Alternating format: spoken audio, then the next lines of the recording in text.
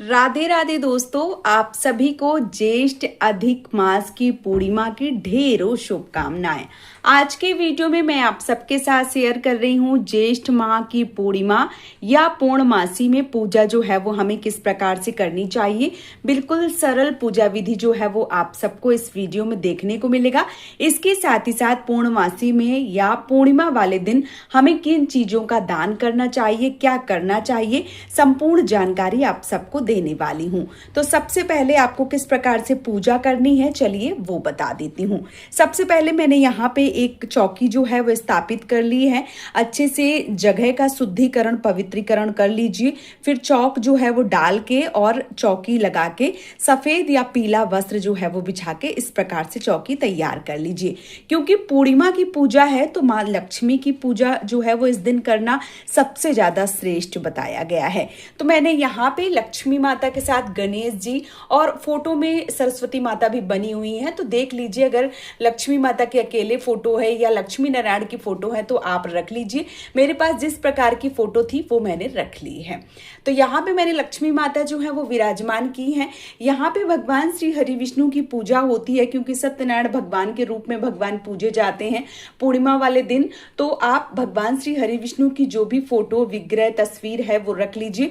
नहीं है तो आप लड्डू गोपाल या सालिग्राम जो है वो भी रखकर पूजन कर सकते हैं। तो इस प्रकार से मैंने रख दिए हैं। साथ ही मैंने यहाँ पे तुलसी दल जो है वो रखे हुए हैं एक लोटा में। तो आप तुलसी दल जो है वो जरूर रखें, क्योंकि भगवान श्री हरि विष्णु को तुलसी दल से अति प्रेम है।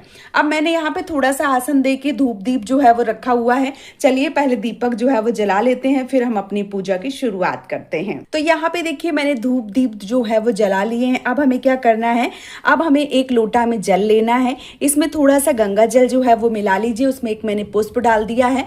और यदि आपके फोटो में गणपति भगवान नहीं है तो आप अलग से गणपति भगवान रख सकते हैं, या आप जो सुपारी है उससे भी गणपति भगवान जो है वो बना सकते हैं। तो सबसे पहले हम क्या करेंगे, अपने दीपक का पूजन करेंगे। तो भाव स्वरूप हम दीपक को स्नान जो है वो करवाएंगे, गणपति भगवान को स्नान करवाएंगे, माता लक्ष्मी को स्नान करवाएंगे और यहाँ पे भगवान श्री हरि विष्णु को स्नान जो है वो करवाएंगे। तो इस प्रकार से हमने स्नान जो है वो करवा देना है।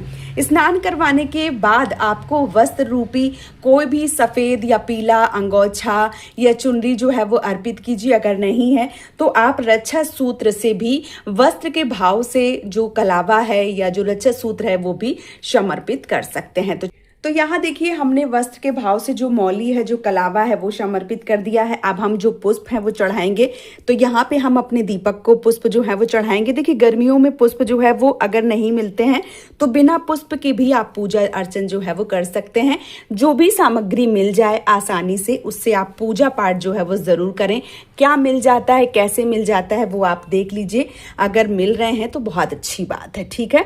तो इस प्रकार से हम जो पुष्प हैं वो समर्पित कर दे रहे हैं भगवान को। अब हमने देखिए जो पुष्प है वो समर्पित कर दिए हैं। अब हम जो तिलक चंदन है वो लगाएंगे। तो यहाँ पे हमने चंदन जो है चंदन लेके और इस प्रकार से हम दीपक का पूजन जो है वो कर रहे हैं। दीपक को जो चंदन है वो लगा रहे हैं और इसके साथ ही साथ जो चंदन है वो हम भगवान गणेश भगवान को और भगवान श्री हरि विष्णु को जो चंदन है वो लगाएंगे। माता को हम यहाँ पर जो कुमकुम का तिलक है वो लगाएंगे। तो यहाँ पे हम जो माता हैं उनको हम इस प्रकार से जो कुमकुम का तिलक है वो लगा रहे हैं। तो यहाँ पे माता को कुमकुम का और इसके साथ ही साथ देव को जो भगवान है उनको हम चंदन का जो तिलक है वो लगा देते हैं। इसके साथ ही साथ हम अक्षत जो है वो चढ़ा देंगे।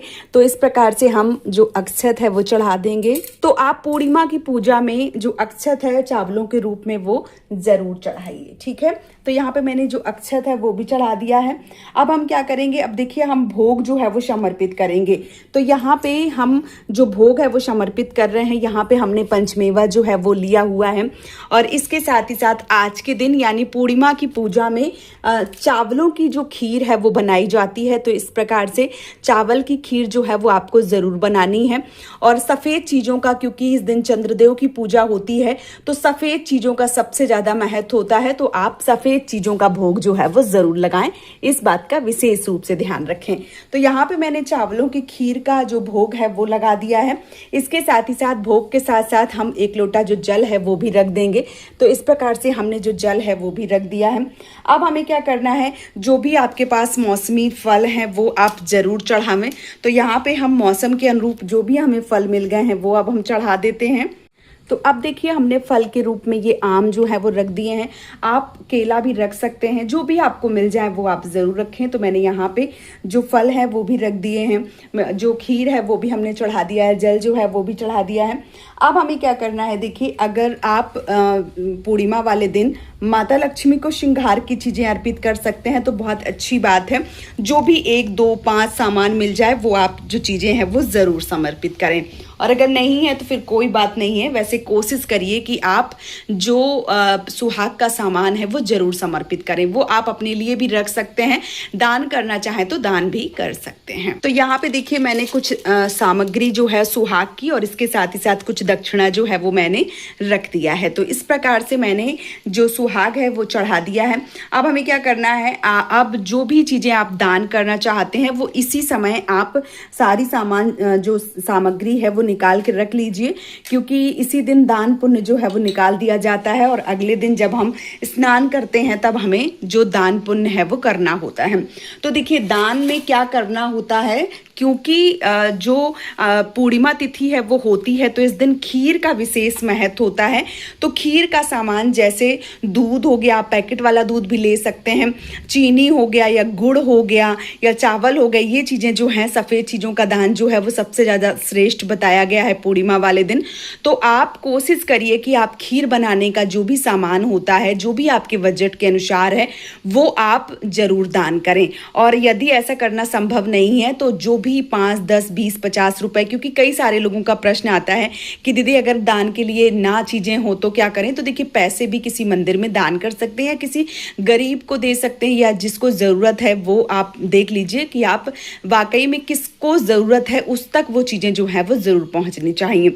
और यदि आप दूध इत्यादि दान नहीं कर सकते हैं तो आप सूखा राशन यानी कि आटा, चावल और हो गया, दाल हो गई, चावल हो गई, ये चीज़ें जो है वो ज़रूर दान करें। ठीक है, तो पूर्णिमा में ये चीज़ें जो है वो दान करना सबसे श्रेष्ठ बताया गया है। इसके साथ ही साथ आपको क्या करना है, शाम के समय आपको चंद्रदेव को अर्घ देना होता है। तो उसके लिए आपको 1 लोटा में जल लेना है और उसमें कच्चा दूध डालना है और रात्रि में जब चंद्रमा निकलती हैं तो चंद्रदेव की पूजा जो है वो ज़रूर करना है।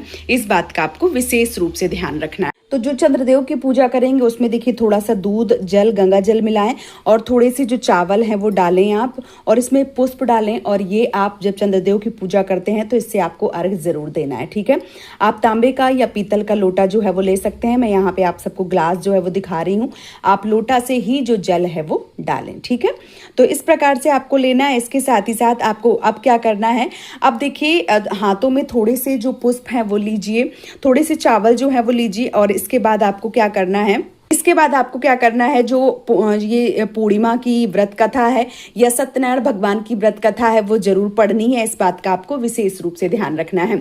और जब कथा जो है वो पूरी हो जाए तो आपको ये जो पुष्प होता है ये भगवान के समक्ष इस प्रकार से समर्पित कर देना चाहिए। और इसके साथ ही साथ अब हम एक छोटा सा हवन करेंगे। अब देखिए यहाँ पे जो मैंने अग्नि है वो प्रज्वलित कर ली है। अब हम इसमें 3, 5 या 7 आहुतियाँ देंगे। आप चाहें तो यहाँ पे आज के दिन तुलसी जी की जो लकड़ी होती है, सूखी लकड़ी, उससे भी हवन कर सकते हैं, या आप चाहें तो घी से या जो खीर से हवन है वो भी कर सकते हैं। आप देख लीजिए आपके पास जो भी जैसी भी सुविधा है उस प्रकार से आप हवन जो है वो कर सकते हैं। तो इस प्रकार से यार ये जो भी सामग्री है उससे मैंने हवन जो है वो कर लिया है। इस प्रकार से जो पूजा है वो हमारी हो जाती है।